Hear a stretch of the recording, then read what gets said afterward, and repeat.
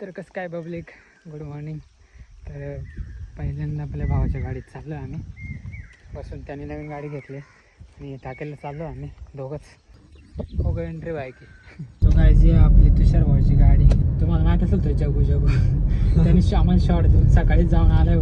ऐसे होते कुछ लोग. हम करे तो करे क्या, बोले तो बोले क्या. पोहोचलो आपण टाकेत मध्ये. अरे लोक घरी गेले निघून म्हणलं मोकार गर्दी असेल. तू म्हणजे आम्ही काल थांबलो येतं काय करते येण्यासारखे. काल मासे चावते रपा.